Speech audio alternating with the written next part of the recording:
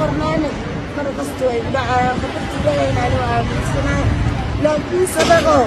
رجعوا أنا صوت جيدنا وحلا يجي خالد بيسين أنا جيتنا وحلا يجي خالد بيسين بداها يبدأ ما daawadayaal sidaad muuqaalka hordhiciisa ka soo aragteen waa fahmo fiican oo hadda laga soo daayay xabsigii ee magaalada Nairobi ugu xirneed. fadlan waxaan kula wadaagi doonaa xogog aad u culus iyo xogog sir ah oo ka dambeeyay iyo dadka xireen iyo xabsiga sababta loo xiray. fadlan waxaan si sharaf leh kaaga codsanayaa in aad janaalkeena ku soo biirtid adigoo subscribe dhahanaya gambaleelkana u furanaya muuqaalkana like la dhacayo. fahmo oo markii xabsiga laga soo daayay oo baraha bulshada oo muuqaalkeeda qabsaday in la xiray. fahmo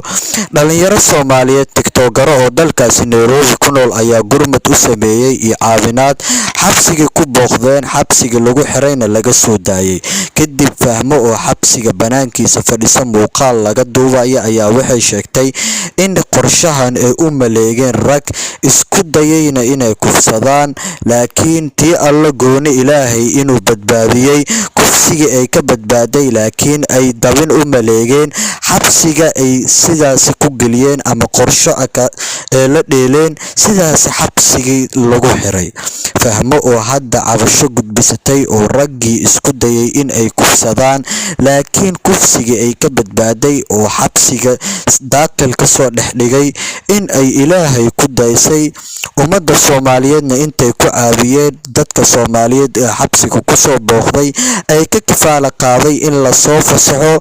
xuriyadeedana ka dambeeyay ay u mahad celisay iyo dadka baraha bulshada oo aad cabasho xoogan iyo dadka Soomaaliyeed oo idil oo ka xanaaqay arinta loola dhaqmay fahmo fiican gabadha la leeyahay ayadoo iska ilmeynayso oo xabsiga fadhiso dadka qorshaha u maleegay in ay rag yihiin wajigeedana dhibaatada u geystay iskuna dayay in ay kufsadaan laakiin kufsigii ay ka badbaaday ayada siday afkeedaba ka sheegayso hadda laakiin ay ugu dambeyntii ay badbaaday ay caafimaad qabto hadda ayadana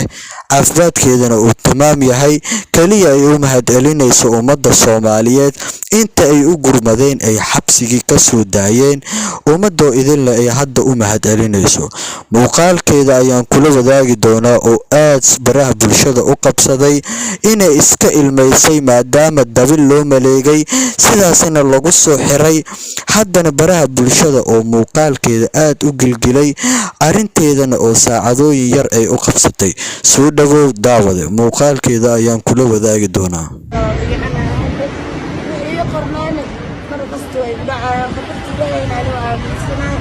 لكن صدقوا رجعوا أنا صوت جيدنا وحلا يجي خالد بيسين أنا جيتنا وحلا يجي خالد بيسين بداها يبدأ